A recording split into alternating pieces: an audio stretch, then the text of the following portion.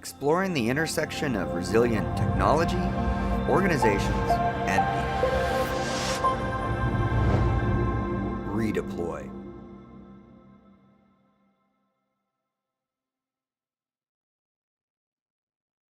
So I just want to, before I move on, sort of give some credit to Teresa Bolin, who's a friend from high school of my spouse, who painted that picture, which is called When Will They Ever Learn?, which is where the talk title comes from, in case you're curious. That picture, which stares at me every day in my house. Okay, so I want to apologize to you up front, because I think that's like only fair, because I've known, there's lots of friends in the room, and I've known these people for a long time. I really apologize for anyone who's already seen this talk. Can you raise your hand if you've already seen this talk before? Okay, let me do this the other way. Who hasn't actually seen me give this talk? Okay, who is keep your hands up if you're absolutely certain of that. Okay, how do you know? How do you know that? Somebody who had their hands up, tell me how you know, because we got to fill this in. We got to fill this slide in. I've never seen you before in my life. Never seen you before. So you're saying, or in my life, so you're saying there's something about me that is new and interesting to you, that allows you to know that you've never seen me give this talk before. It's the T-shirt. No, I switched T-shirts, so it's definitely not the T-shirt. How else do you know that you've not heard this talk before? I can't remember. You can't remember hearing this talk before. Let's do that. What else? What makes you absolutely certain that you've never heard me give this talk before? Because all those things could be wrong. You could have a very faulty memory, sir. I don't know you, but it seems entirely plausible. You have the look of somebody who could forget things. What else? How else do you know? I'm not sure, but I'm rolling the dice. So I believe Mr. Allspa, Dr. Allspa, is suggesting to us that it's a random chance.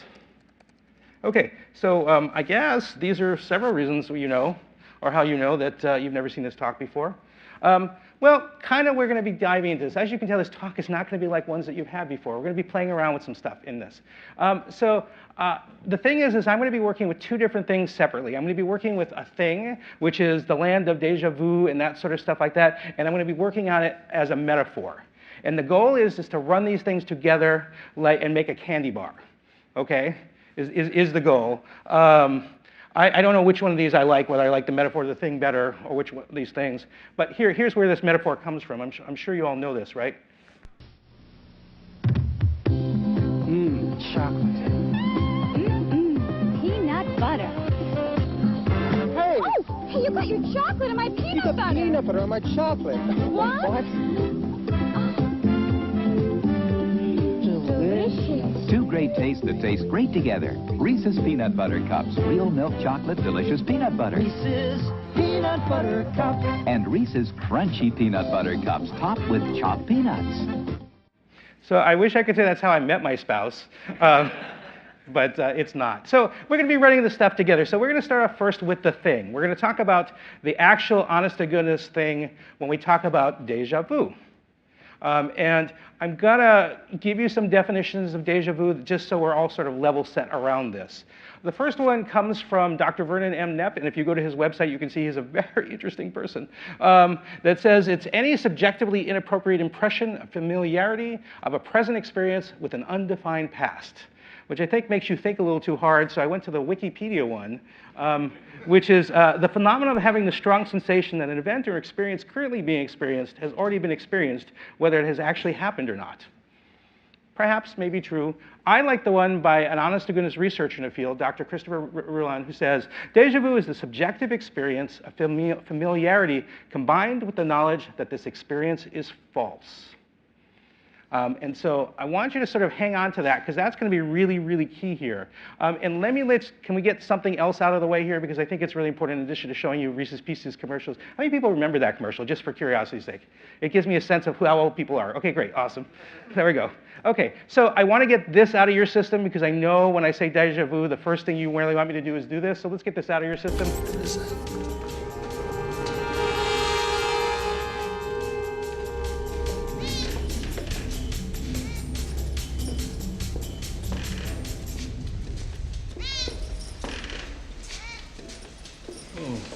Deja vu.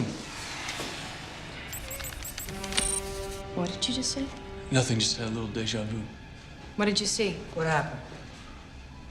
A black cat went past us, and then another that looked just like it. How much like it? Was it the same cat?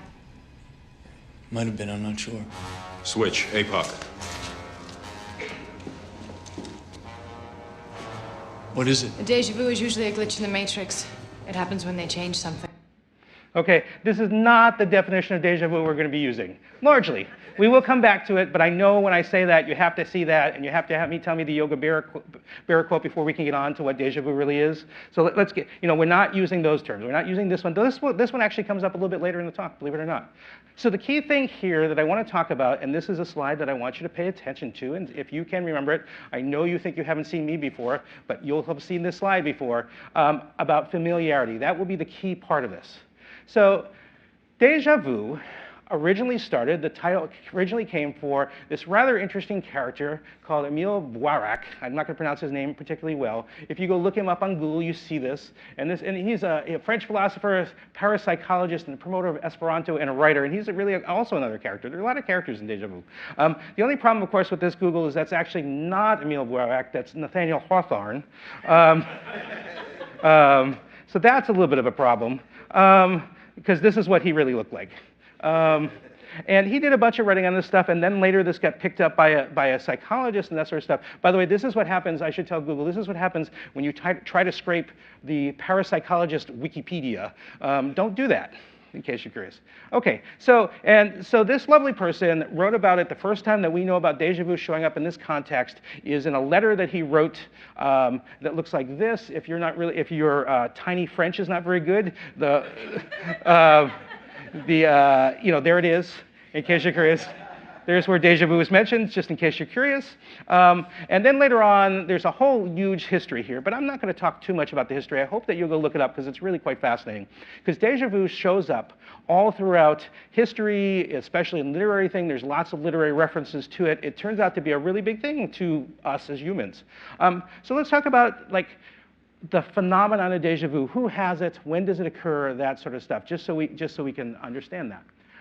So at best estimates that we have, at least 2/3 of the population on the planet that have been surveyed, I guess is the only way to say that correctly, have reported some sense of deja vu in their lifetime.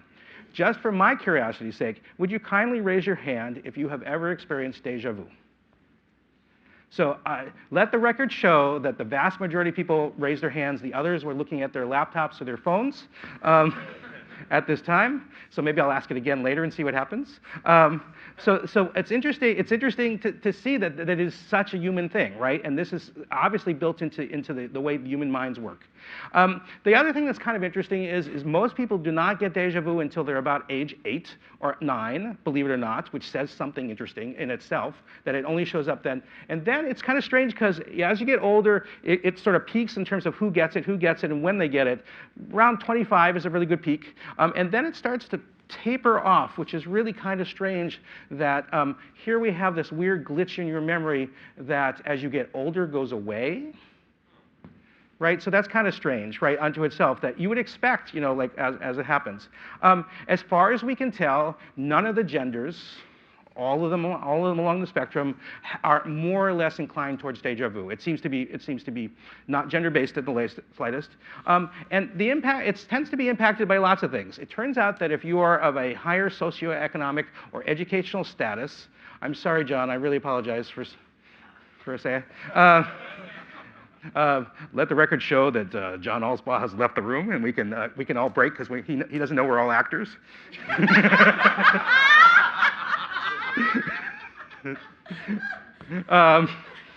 So it turns out that if you have a higher socioeconomic or educational status, you are more likely, as far as we can tell, to experience deja vu. Also, if you travel more or you watch more movies, you are more likely to experience it. You'll see where that comes in later. The question is it possible that you now have more memories to draw upon? And those people do, don't know. As you probably can guess, if you are stressed or fatigued or both, you are more likely to experience deja vu, as far as we can tell. And there are certain drugs that may or may not cause deja vu to happen more often. The other time that happens that I didn't put on the slide, because I am not experienced in that, and I'm not in that group, is that deja vu also shows up a lot in certain kinds of of epilepsy contexts. Specifically, you hear about temporal lobe epilepsy, TLE, where deja vu can be what is known as an aura, otherwise known as, if you're having deja vu, it might mean you're in for a rough time in a few minutes. That a seizure is coming. It's kind of interesting to have this weird thing that we all have, and also there's this thing that goes along with that particular set of conditions. So it's kind of weird. So where does deja vu come from? Like, why do we have it? Like, you would think if it is this universal, if 2/3 of the population have it, if we've known about it for years, like many years, like hundreds of years, that we would have a really good handle as to where deja vu comes from. And the good news is there's some theories. The bad news is there are a lot of theories. And all the theories sound either more or less plausible. And so I'm going to show some of them to you. I'm going to put up at least 3 slides full of text. You don't have to read the whole text. I'll pick a few things out, and then we'll go back over some of the basic categories. So this is a lovely book that was written by Alan Brown. So let's see. The first set of them that you might encounter are these that are called dual processing ones, that say, hey, there are 2 things going on at once in your head, and as a result of these 2 things happening on, sometimes they glitch or they get out of sync. So for example, you might have this thing, the first one is retrieval and familiarity. Familiar occurs spontaneously. So there's this other thing going in your head that handles the familiarity part, and then there's the memory part. And if this thing happens to go off at the wrong time, this becomes known as familiar, and you go, wait a second, that's not familiar, I don't understand that. Sometimes memory overlaps with perception. There's a gap between some sensation that you have that reminds you of something else. There's lots of questions along these lines. So this is dual processing, this notion that there's multiple things going on in your head, and sometimes they get out of sync, or sometimes they happen at times you wouldn't expect, and the end result is that candy bar we call deja vu. Neurological is the stuff we were talking about, closer to sort of the TLE stuff, right? It has to do with, there's some people believe that deja vu is a sign of you having, everybody, not just people who are diagnosed with epilepsy, little tiny seizures. It happens in your brain, you have a little seizure, you get deja vu, you go on with your life. It's not considered in any way sort of pathological. And so there's also some idea that like maybe sometimes what happens is that the same input comes into your brain in 2 different ways, and it comes in and it gets passed in like perceptual input comes in one way, and some of it goes to part of your brain first, and then it goes to the other brain second. And if your brain, if there's too much of a delay between these 2 things, then your body goes, hey, wait a second, that's a second different thing. I'm experiencing this strangely. So that's the dual pathway primary delay that says there's a primary message and then there's a secondary message, and your brain goes, I don't know what's going on here. This is where we have 2 entire slides of this, where there is, and I hope you're keeping track of the numbers, not the actual words, that there's something about our memory that's interesting. Like maybe you actually did experience before and you just forgot it. Or maybe you saw this somewhere else, or maybe you saw this in a dream, or maybe you did this. By the way, I should mention that I'm leaving out all of the charitably wackadoodle kinds of things, because there's a whole set of ones that are like, maybe deja vu means that we live in parallel universes, and the parallel universes have touched each other. Yeah. You can look it up. It's an honest to goodness theory. I'm not gonna hold to any of those. And I'm not gonna hold to any of the parapsychological ones. So there's other possibility that you might see like a thing, and then you generalize from that thing, and you're like, oh, well, I've seen that sort of stuff. So there's a lot of those, but this continues. This really continues. Like maybe you read it in a book, is this sort of stuff. Maybe you have an association. You get stuff later. So the thing is, and one last set of these I want to point out here. And the one on the bottom, Gestalt familiarity, configuration of elements. We're going to be talking about Gestalt familiarity in a moment. So last one is that you might be perceiving things twice. There's some notion that says one way to get deja vu is you're walking across the street and you glance to your left, but you then look to your right and you didn't realize you glanced to your left, and your eye saw something, and then your right eye actually saw it again, and you went, oh, and your brain went, oh, and that's a possibility. right? So that's the dual perception one, right? That there's a first glance that precedes, that there's a glance that does that. Something that says sometimes you're tired, lots of possibilities. So I bring these all up to you as just to get you a sense that there's a large list. And there's a lovely book that was just published this year by Dr. Christopher Millan. I'm not going to pronounce his name right, I apologize. He'll pronounce his name later in this talk, I promise. And in that book, he has a number of categories. We've talked about these, dual pathway. There's also one that actually this is mentioning, but I don't think he holds to these, that there's a psychoanalytic one where there's a dream, or if you're Jung, there's a collective consciousness thing going on. So Freud was all about the dream stuff when he was talking about deja vu, and Jung, as you can guess, was about the collective consciousness. There's some notion that like maybe you're just getting it wrong. There is the neurological ones we were talking about, and memory stuff. There's an attentional one where like you saw something but you weren't paying attention, and all of a sudden your attention was drawn to that man over there, and you're like, oh, I've seen him before. But wait, I haven't seen him before. And we're going to talk about Gestalt similarity because I think that's really kind of cool. Dr. Ann Clary has done some great research you're going to like. And then there's the decoupled familiar. I'm not going to say anything tonight, well. Decoupled familiarity. How was that good? Can I get a yeah, okay, thanks. It's hard, man. It's hard to move the lips. So that says that familiarity and what you know are actually two different things in your brain, and you deal with that. Okay, so the question then is, why don't we know more about déjà vu? And the problem with déjà vu is, unless it's something that comes and it goes very fleeting. I mean, nobody here is probably in what they call déjà vécu, which is more of a loop where they're constantly having déjà vu, and there are people who have that. But it comes and it goes. So the question is, how do you study something that you can barely see? And how do you study that? So the question is, can you induce déjà vu in people in some way that makes sense? So one way to do it is hypnosis. They've tried to do that where they've gotten some results there. I don't know what I think about those results. You can sometimes, if you happen to have somebody in a operating room theater and their skull is open and you have a 9-volt battery, it's actually not that, but it's you can simulate parts of the brain, and maybe you can get a déjà vu situation. There's a thing called caloric stimulation. Does anybody know what this is? I really hope you don't, because I've had it. And so caloric stimulation it's not what it sounds like. It doesn't sound like I walk over to you with like a candy bar. It's caloric stimulation is when, and this gets used mostly for vertigo tests, you basically put warm water in somebody's ear. The people that have had it are nodding their heads and trying to forget it. Like, I've had it as well. But it turns out that if you spray warm water in somebody's ear in a certain amount, the likelihood of them having a déjà vu sensation goes up. Also, they feel like they want to puke. But I mean, look, but I mean, I've been there. I've done the vertigo thing. I don't remember déjà vu. I just remember trying to forget that experience. But it's one way you can do it. And luckily, we don't do that nearly as much. There's ways to do stuff with word lists that I'll talk about later. And something that I think is really cool, which is what I'm going to show you right now briefly, is they've been trying to work on doing things. Now that we have virtual reality, we can actually play around with showing people scenes. And so that's one of the things that Dr. Ann Clary at Cal State has done, where the first thing she did is she went and used the Sims 2 engine to create scenes that were similar to each other. Here are some examples. And she created a whole bunch of them, and she called it Déjà Ville, which I thought was really cool. Which I thought was really clever. So yeah, right on academics. And so the notion was that it would be possible to create scenes that weren't the same but had very similar structural elements. And the reason why she was doing this is that she was working with a theory called Gestalt similarity, where you go and you say, this isn't exactly the same details, but they look really similar. Like the general structural nature of it looks really similar. Similar sort of stuff.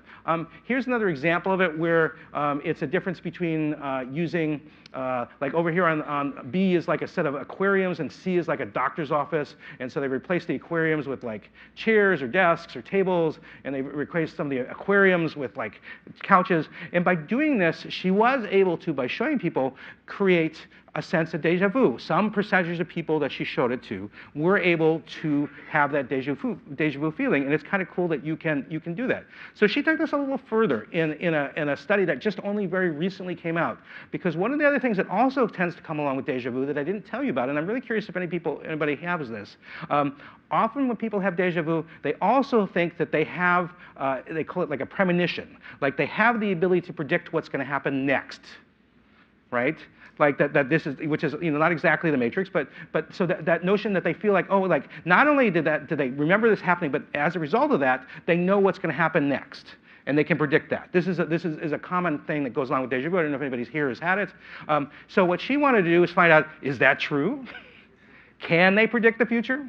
Can they predict what's going to happen to us? And the answer is, I'm sorry to say, no. It turns out it's an illusion.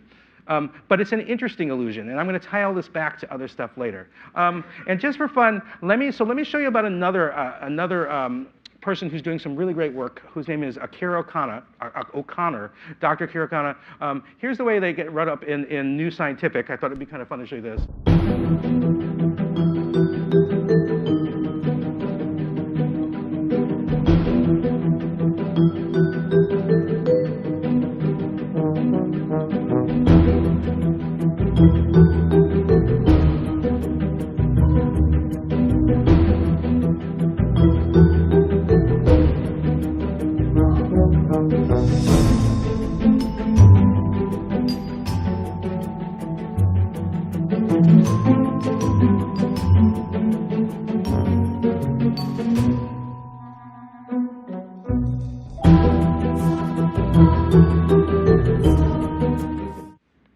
There you go, science by stock footage. And just because that's a little bit by stock footage, just in case you're curious, that picture they showed of the parts of the brain lining up, they weren't the right parts. This is actually from his study.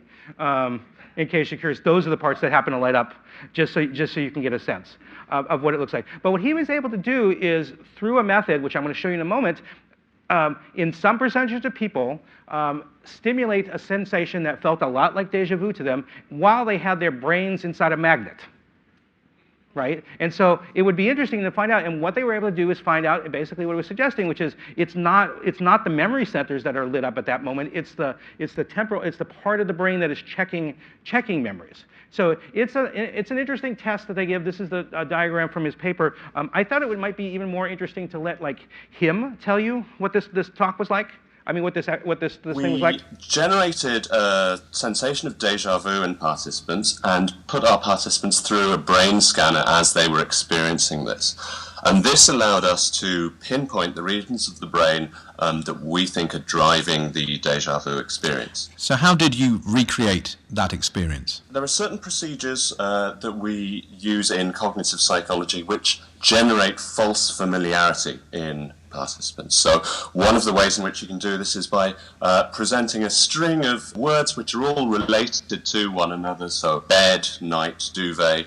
But if I don't present a critical word like sleep, but then I do present that to you at test, you will almost certainly say that you recognize that word. You will experience false familiarity for it. Now, the critical procedure for us was that we also had participants monitor the words they were encountering for any that started with the letter S. When they didn't encounter any that started with S, they had these two conflicting sources of memorial information. They had their kind of familiarity saying, yeah, that feels familiar. And they had this knowledge that they encountered 0 words beginning with that letter. Those two sensations together combined to generate the sensations that participants reported as deja vu. This sounds quite straightforward, but it's something of a holy grail, isn't it, for you? That's right. It's been something that I've been working on for over a decade. The field of deja vu research has really come on leaps and bounds in the past 15 to 20 years.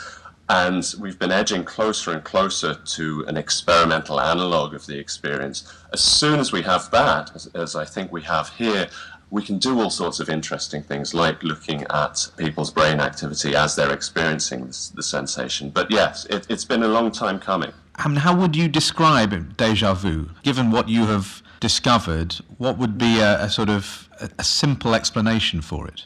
The critical thing for us is that it's a clash between a subjective sensation of familiarity and an objective awareness that that familiarity can't be correct. It's the coming together of these two different sensations into something that needs to be resolved, a conflict that needs to be mediated. That's the sensation of deja vu. And you did this with word association, essentially. What about other manifestations of deja vu? I mean, as the French phrase suggests, actually thinking you've experienced or seen something before? There are different ways in which we could use this sort of procedure to produce kind of visual familiarity. We haven't done that yet. That's the sort of work that we'd like to do in the lab in the future. For now, we've just been developing this idea because it's very reliable. It reliably generates these sensations of familiarity. Okay, and so you get sort of these theories that suggest déjà vu can happen as a result of different parts of the brain lighting up. So I want to move on to a different kind of thing in that family. I want to talk about jamais vu. And I promise you I'm going to bring all this back to resilience at the end. I promise, I promise, I promise. So Dr. Wikipedia suggests that jamais vu is the phenomenon of experiencing a situation that one recognizes in some fashion, but nonetheless seems very unfamiliar. It's the opposite side. Like you look at something and it doesn't look like something you have ever seen before. So let's do an experiment. All of you now have a notebook, courtesy of the fine folks who are running this conference. Can you get your notebook out, please?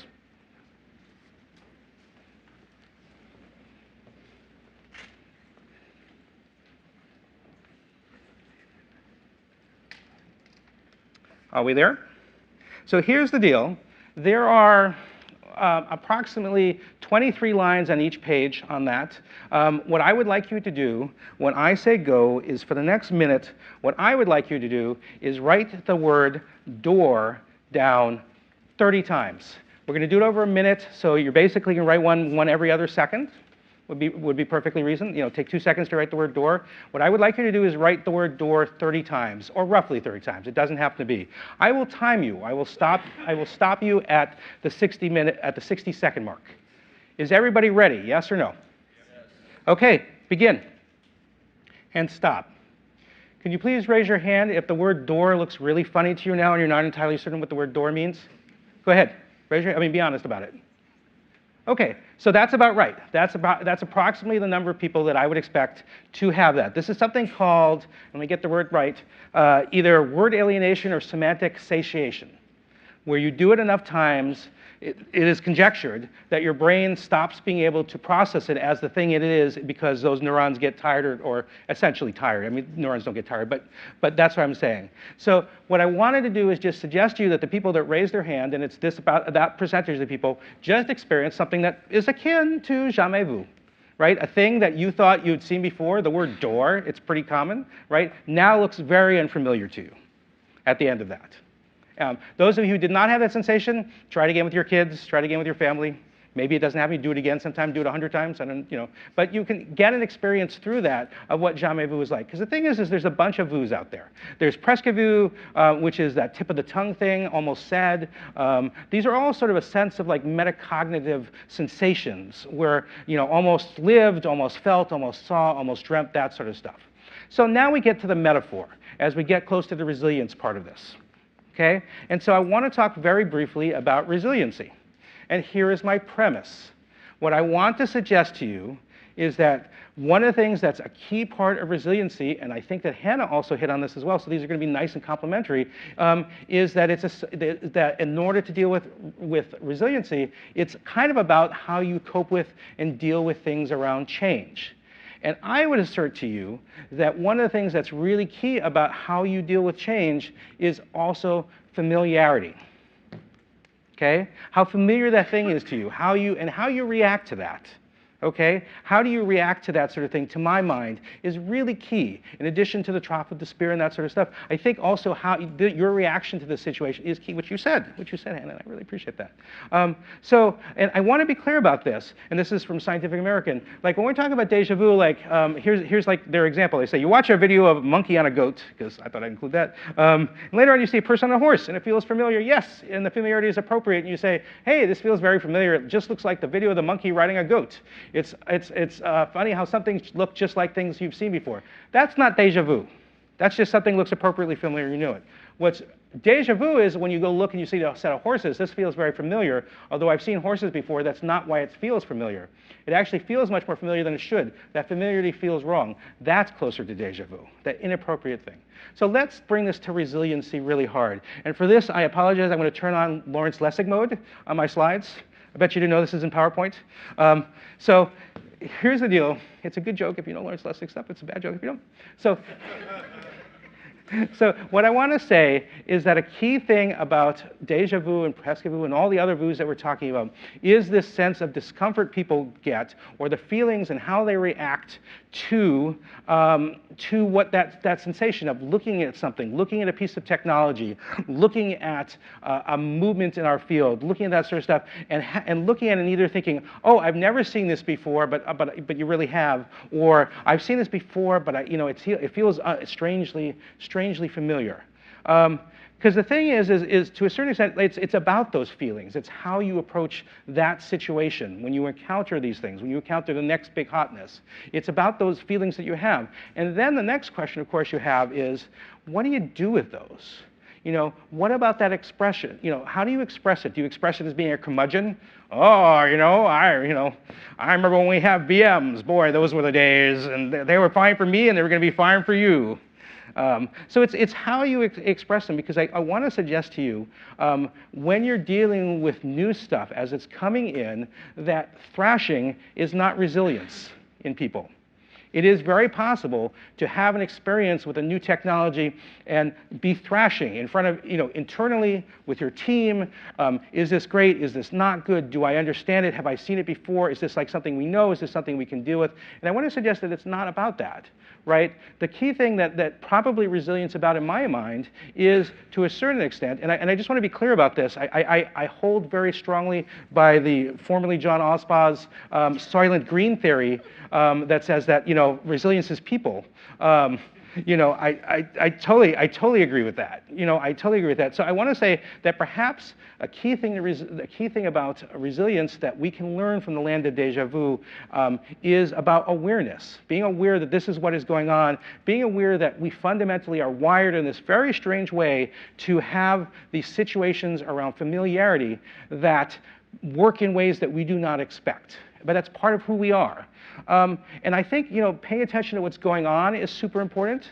I think it's really important to understand, to stop, and to be with that feeling. So the question that you might ask yourself after all this is, what is the evolutionary benefit to déjà vu? If we all have it, there must be some evolutionary benefit, you might think, right? What is it? And if you ask people like Dr. Akira O'Connor, they'll say, I don't know. The best guess that I have is it makes us pay close attention to things, because déjà vu experiences, typically they are most poignant for people for about 3 weeks, is what statistics seem to show. So what is it about déjà vu, what is it about jamais vu that we can learn from? And it turns out that it might at the very least give a little more poignance. It may force you to focus in on something and to pay attention to something. And if you treat it as it's not, as not being a terrible thing, that's useful. So I'm going to turn off Lawrence Lessig mode, because I don't know how he does it. It's really tiring. And leave you with one single more quote, which I think will be useful to you. This is from Stephen Wright, who says, and I think that a vast majority of how we deal with technology is in this quote. That's what I think about this. And with that, thank you very much. It's been a real pleasure speaking at the first REdeploy.